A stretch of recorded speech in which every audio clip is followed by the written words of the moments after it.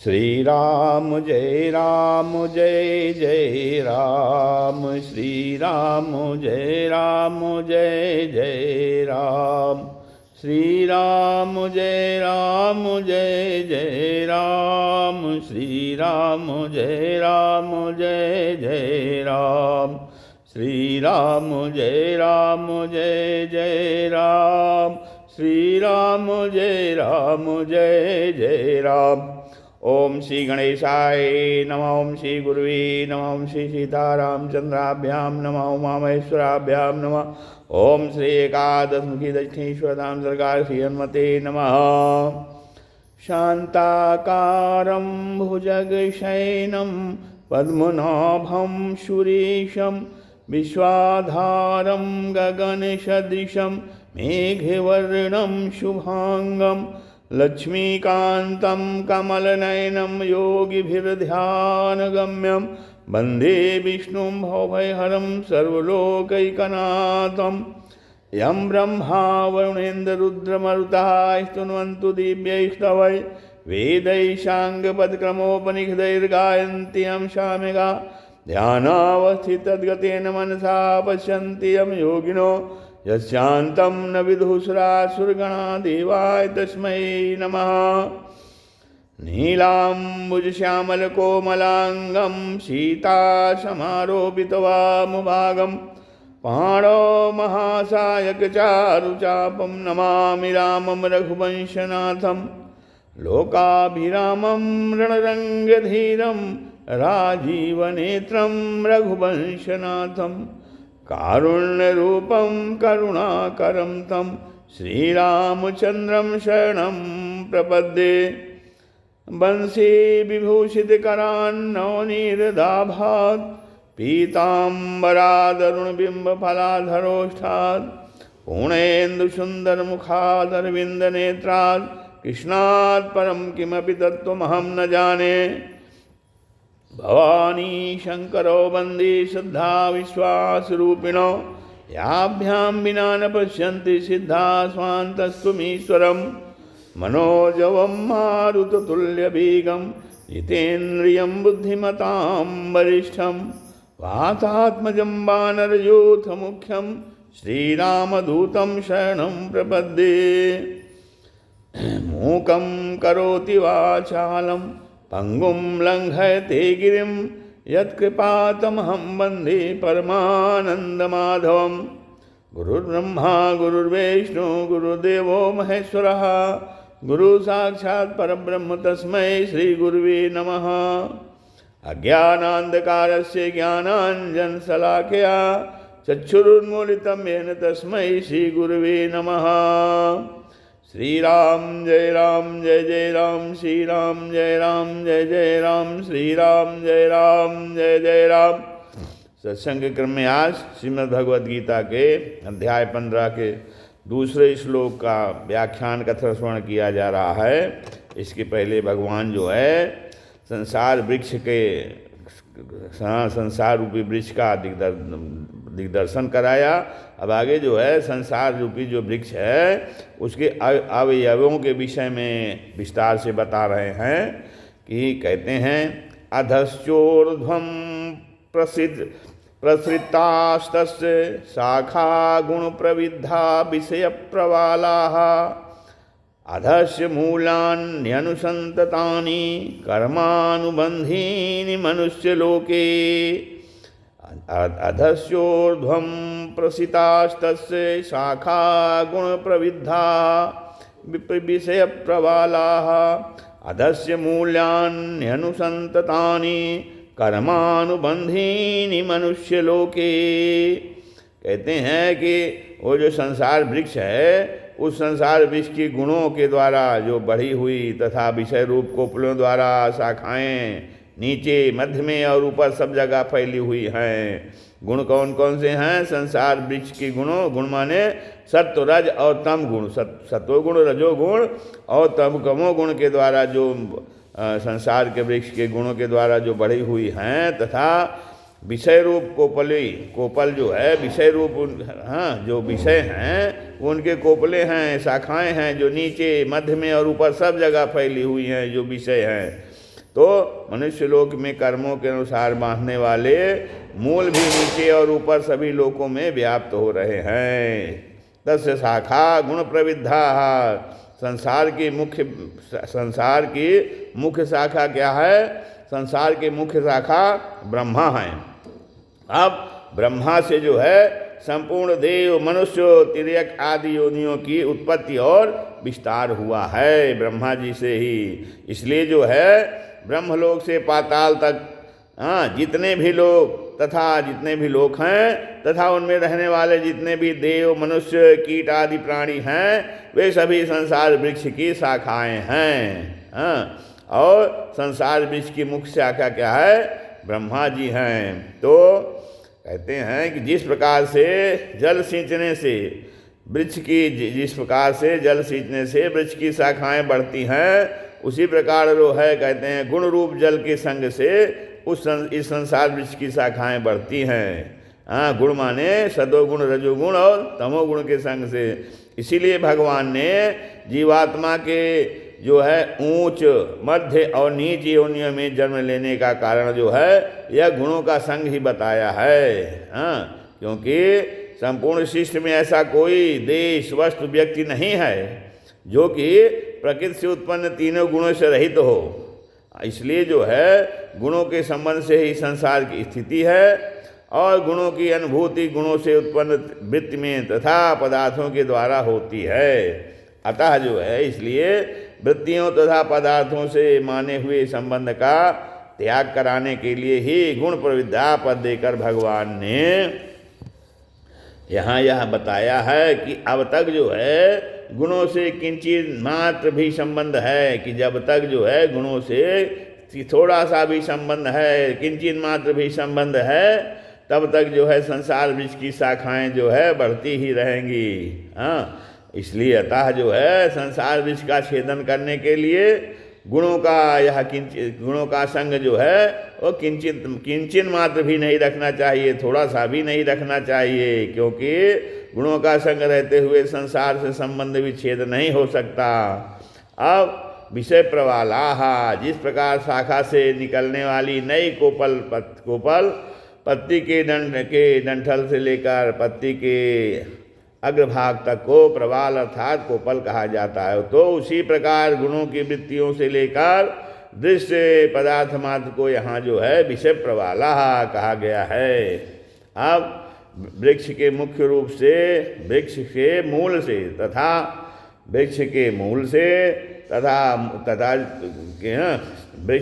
से तना माने मुख्य शाखा। अब पहले वृक्ष है, वृक्ष का मूल है, जड़ है, और फिर उसका तना है, तना ही उसकी मुख्य शाखा है, फिर तने से शाखाएं, और फिर शाखाओं से कोपलें फूटती हैं, और फिर कोपलों से शाखाएं आगे बढ़ती हैं।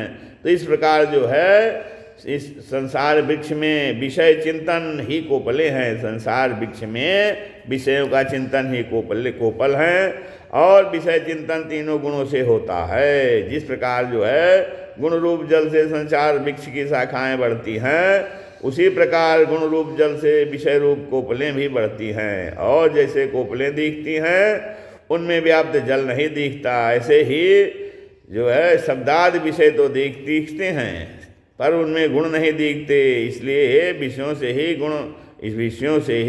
गुण जो है वो आते जाते हैं, गुण जाने जाते हैं, विषय से ही गुण जाने जाते हैं। विषय प्रवाला पद का भाव यह प्रतीत होता है कि जो है विषय चिंतन करते हुए मनुष्य का संसार से संबंध विच्छेद नहीं हो सकता।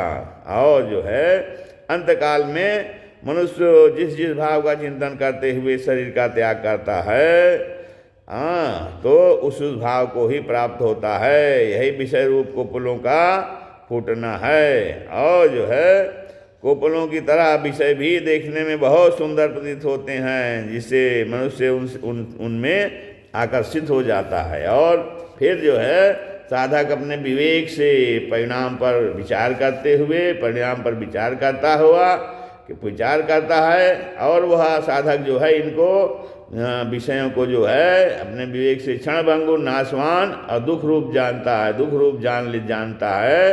तो इन विषयों को जो है क्षणभंगुर नाशवान और दुख रूप जानकर इन विषयों का सुगमता पूर्वक वो त्याग कर सकता है, त्याग देता है। और विषयों में सौंदर्य और आकर्षण अपने राग के कारण दिखाई देता है, वास्तव में भी सुंदर और आकर्षक है नहीं।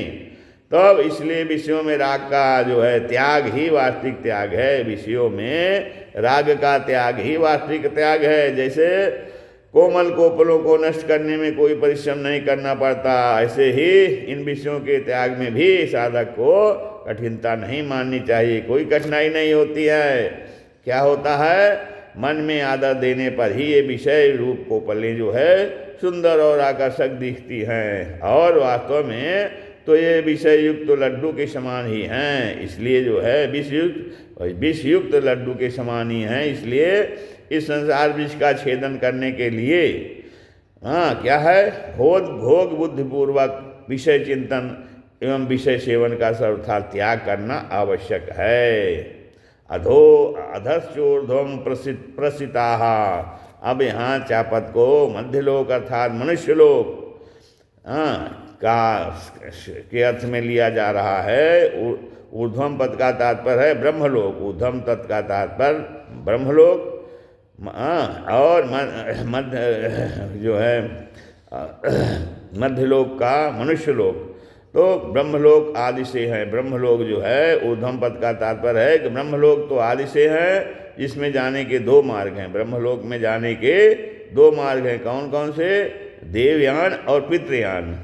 देवयान और पितृयान, इन दो मार्गों से ब्रह्मलोक को जाया जा सकता है। लोग जाते हैं, जीव प्राणी जाते हैं, जिसका आगे वर्णन आएगा कि इसका शुक्ल और कृष्ण मार्ग भी इनका नाम है, देवयान और पितृयान, तो शुक्ल मार्ग और कृष्ण मार्ग।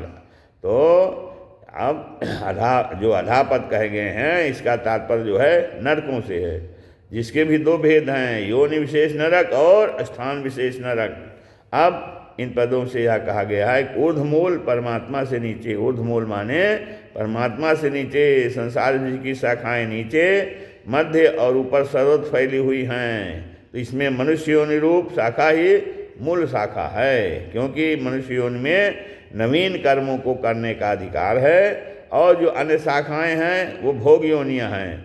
अन्य जो योनियां हैं वो शाखाएं रूप में वो भोग योनियां हैं, जिनमें केवल पूर्वकृत कर्मों का फल जो है भोगने का ही अधिकार है। अब लेकिन इस मनुष्य योनि या मनुष्य योनि मूल शाखा से मनुष्य नीचे माने अधोलोक तथा ऊपर माने ऊर्ध्वलोक दोनों ओर जा सकता है। और संसार विष का छेदन करके सबसे ऊर्ध्व माने परमात्मा तक भी जा सकता है, नवीन कर्म अच्छा कर्म करके। तो अब मनुष्य शरीर में ऐसा विवेक है, मनुष्य शरीर में विवेक रहता है, ऐसा विवेक रहता है कि जिसको महत्व देकर और परम धाम तक पहुंच सकता है, और अविवेक पूर्वक विषयों का सेवन करके नरकों में भी जा सकता है। तो इसलिए गोस्वामी तुलसीदास जी ने कहा है कि नरक स्वर्ग अपवर्ग निशेनी, नरक स्वर्ग अपवर्ग निशेनी, अज्ञान विराग भगति शुभ देनी, ज्ञान विराग भगति शुभ देनी।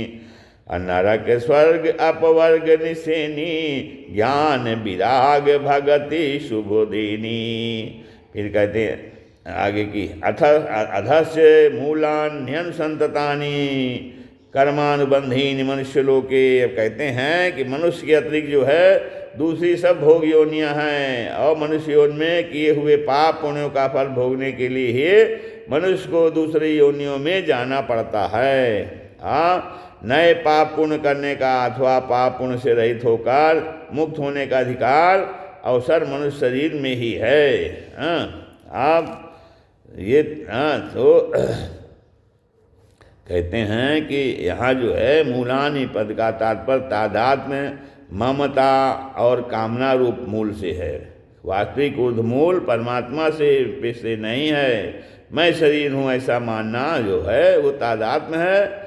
शरीर आदि पदार्थों को अपना मानना ममता है।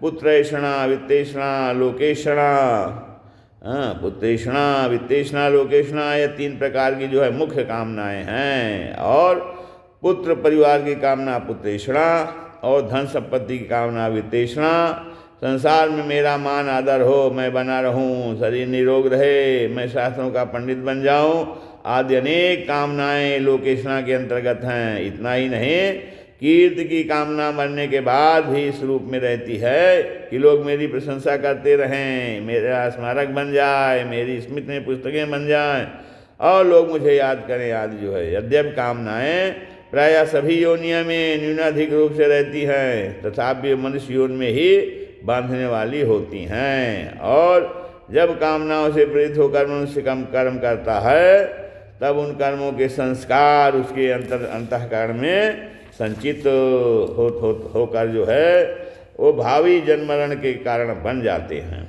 अब मनुष्य योनि में किए हुए कर्मों का फल जो है इस जन्म में, मनुष्य योनि में किए हुए कर्मों का फल इस जन्म में तथा मरने के बाद भी अवश्य भोगना पड़ता है। इसलिए जो है तादात्म्य ममता और कामना के रहते हुए कर्मों से बंधन, कर्मों से संबंध नहीं छूट सकता है। तब यह नियम है, क्या है कि जहाँ से बंधन होता है वहीं से छुटकारा होता है। जैसे जो है रस्सी की गांठ जहाँ लगी है वहीं से वह खुलती है। मनुष्य योनि में ही जीव शुभाशुभ कर्मों से बनता है, अतः मनुष्य योनि में ही वह मुक्त हो सकता है। अब आगे जो है इससे पहले श्लोक ऊर्ध्वमूलम पद का तात्पर्य है परमात्मा। तो जो संसार के रचयिता तथा उसके मूल आधार हैं वहाँ, और यहाँ भूतान पद का मूलान पद का तात्पर्य है तादात्म्य ममता और कामना रूप मूल जो संसार में मनुष्य को बांधते हैं। और साधक को इन जो है मूलों का तो छेदन करना है, मूल माने तादात्म्य ममता और कामना रूप जो है जो मूल हैं इनका मूलों का छेदन करना है और ऊर्ध्वमूल परमात्मा का आश्रय लेना है, जिसका जो उल्लेख जो है तामेव वाद्यम पुरुषम प्रपद्य से किया गया है। अब मनुष्य लोक में जो है कर्मानुसार बांधने वाले तादात्म्य ममता और कामना रूप मूल नीचे और ऊपर सभी लोकों योनियों में व्याप्त हो रहे हैं। पशु पक्षियों का भी अपने शरीर से तादात्म्य रहता है, अपनी संतान में ममता रहती है और भूख लगने पर खाने के लिए अच्छे पदार्थों की कामना होती है। तो फिर ऐसे ही देवताओं में भी अपने दिव्य शरीर से तादात्म्य, प्राप्त पदार्थों में ममता और अप्राप्त भोगों की कामना रहती है। इस प्रकार तादात्म्य ममता और कामना, तादात्म्य ममता और कामना रूप जो है दोष किसी न किसी रूप में ऊंच नीच सभी योनियों में रहते हैं, परंतु मनुष्य योनि के सिवाय दूसरी योनियों में ये बांधने वाले नहीं होते हैं। मनुष्य यद्यप जो है मनुष्य योनि के सिवाय देवादि अन्य योनियों में भी विवेक रहता है, पर भोगों की अधिकता होने तथा भोग भोगने के लिए ही उन योनियों में जाने कारण उनमें विवेक का उपयोग नहीं होता।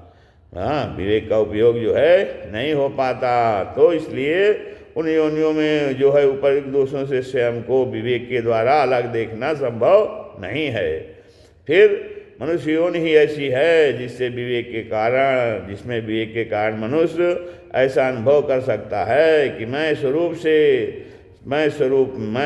से तादात्म्य ममता और कामना रूप दोषों से सर्वथा रहित हूँ। तादात्म्य ममता और कामना रूप दोषों से सर्वथा रहित हूँ। भोगों के परिणाम पर दृष्टि रखने की योग्यता भी मनुष्य शरीर में ही है। परिणाम पर दृष्टि न रखकर भोग भोगने वाले मनुष्य को पशु कहना भी मानो पशु योनि की निंदा ही करना है, क्योंकि पशु अपने कर्मफल भोग कर मनुष्य योनि की तरफ आ रहा है, पर वह मनुष्य निषिद्ध भोग भोग कर पशु योनि की तरफ ही जा रहा है। अब आगे जो है भगवान श्री राम जय जय राम, श्री राम जय जय